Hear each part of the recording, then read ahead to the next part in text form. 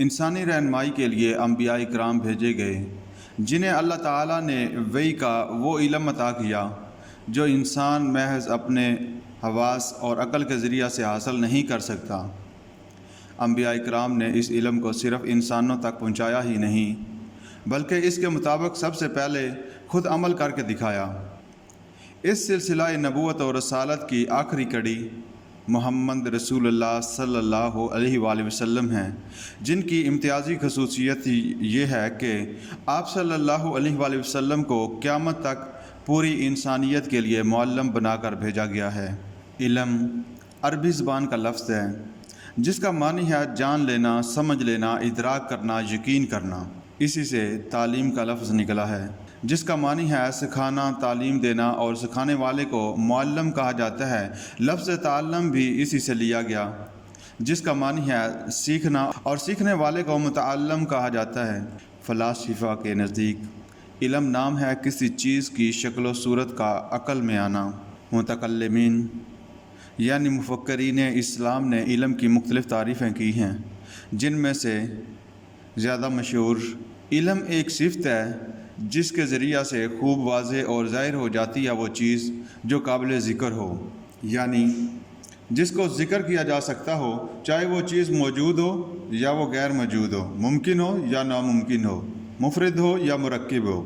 ہر اس شخص پر جس کے ساتھ یہ صفت علم قائم ہے، یعنی جو اس صفت علم سے متصف ہے، فلاسفہ کی تعریف میں، متکلمین اسلام کی تعریف میں شامل ہے۔ اسی طرح اور تعریف میں وہ تمام چیزیں بھی شامل ہو جاتی ہیں جن کا ادراک اور جاننا حواس کے ذریعہ سے ہوتا ہے یا عقل کے ذریعہ سے۔ علم بنیادی طور پر 3 اسباب و ذرائع سے حاصل ہوتا ہے۔ نمبر 1 حواس، نمبر 2 عقل، نمبر 3 وحی۔ حصول علم کا پہلا اور آسان ترین ذریعہ حواس ہیں، جو 5 ہیں: آنکھ، کان، زبان، ناک اور ہاتھ پاؤں وغیرہ۔ ان سے بالترتیب دیکھنا، سننا، چکھنا، سونگھنا اور چھو کر کسی چیز کا سخت یا نرم ہونے وغیرہ کا علم ہوتا ہے۔ اس ذریعہ سے جو علم حاصل ہوتا ہے وہ علم محسوسات کہلاتا ہے۔ سائنس کے اکثر علوم انہی کے ذریعے سے مشاہدات، ملاحظات اور تجربات سے حاصل شدہ معلومات کو انسانی فکر و استدلال اور عقل کی مدد سے نئے نتائج اخذ کر کے مرتب کیے گئے ہیں۔ حصول علم کا دوسرا ذریعہ عقل ہے۔ یقیناً اس کا مقام و مرتبہ حواس سے اعلیٰ ہے۔ عقل نام ہے انسان کے جسم میں موجود اس خفیہ طاقت کا جو پوشیدہ، غائب، نامعلوم اور غیر محسوس چیزوں کا ادراک اور فہم و علم خود بخود حاصل کر لیتی ہے، جبکہ محسوس چیزوں کو مختلف وسائط اور ذرائع سے معلوم کرتی ہے۔ قرآن کریم نے بھی انسانوں پر غور و فکر اور عقل کو استعمال کر کے باری تعالیٰ، رسالت، قرآن کی معرفت اور سچائی و حقیقت تک رسائی حاصل کرنے کے لیے مختلف آیات کریمہ میں بڑا زور دیا ہے۔ ارشاد باری تعالیٰ ہے: ان فی خلق السماوات والارض واختلاف اللیل والنہار لآیات لأولی الالباب۔ بے شک آسمانوں اور زمین کی تخلیق میں اور رات دن کے باری باری آنے جانے میں ان عقل والوں کے لیے بڑی نشانیاں ہیں۔ افلا یتدبرون القرآن ام علی قلوب اقفالها۔ بھلا کیا یہ لوگ قرآن مجید پر غور نہیں کرتے یا دلوں پر وہ تالے پڑے ہوئے ہیں جو دلوں پر پڑا کرتے ہیں؟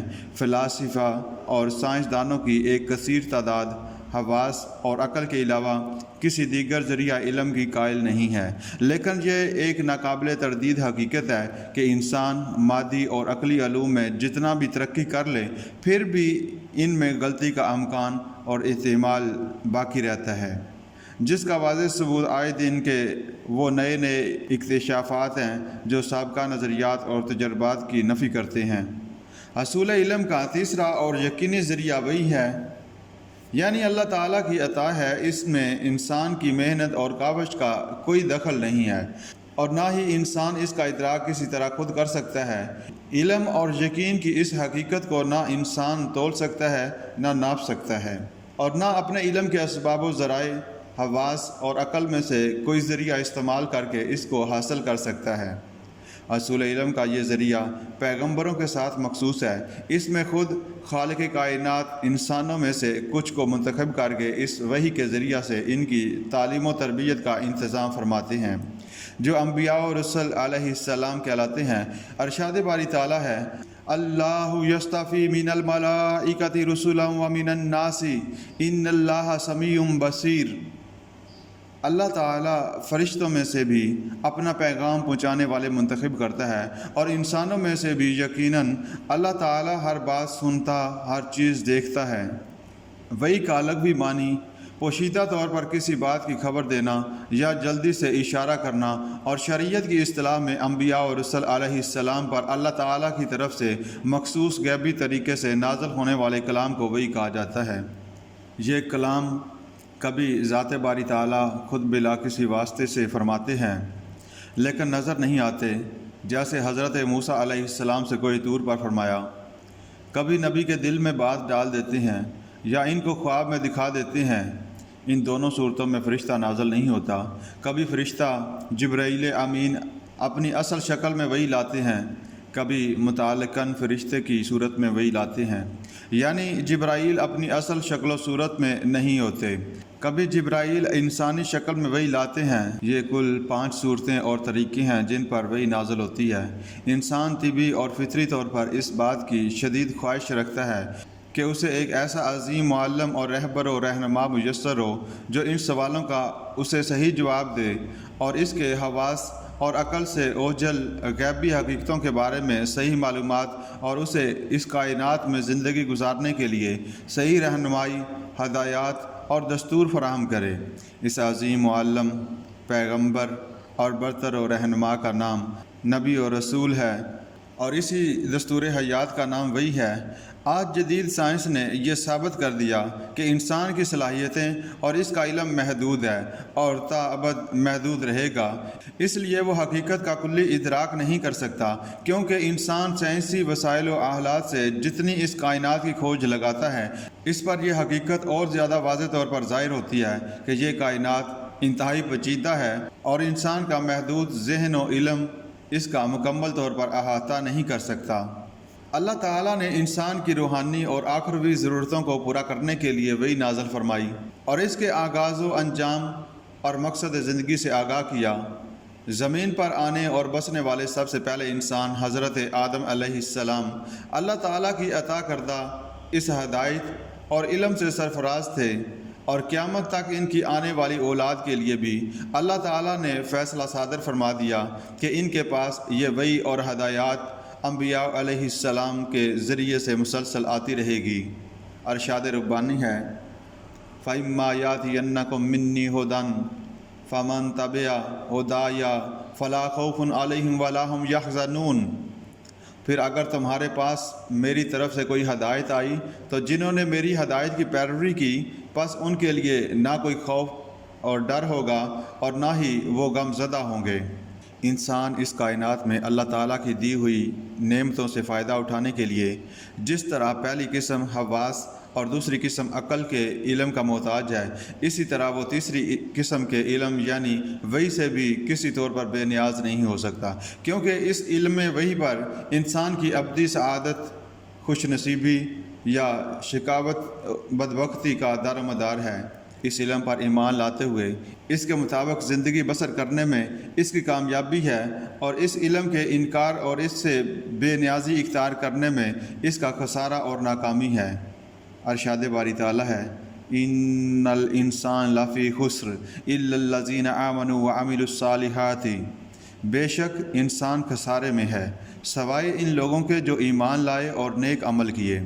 قرآن کریم واضح کرتا ہے کہ وہ قومیں جنہوں نے مادی اور عقلی علوم میں خوب ترقی کی اور محض اس دنیا کی زندگی کو خوب سے خوب تر بنانے کے لیے زیادہ سے زیادہ وسائل عیش و عشرت فراہم کیے، اپنے فن تعمیرات پر فخر کیا، لیکن ہدایت الہی کو پس پشت ڈالا اور انبیاء اور رسل کی تعلیمات کا مذاق اڑایا، تو ان کی مادی ترقی ان کے کسی کام نہ آ سکے گی۔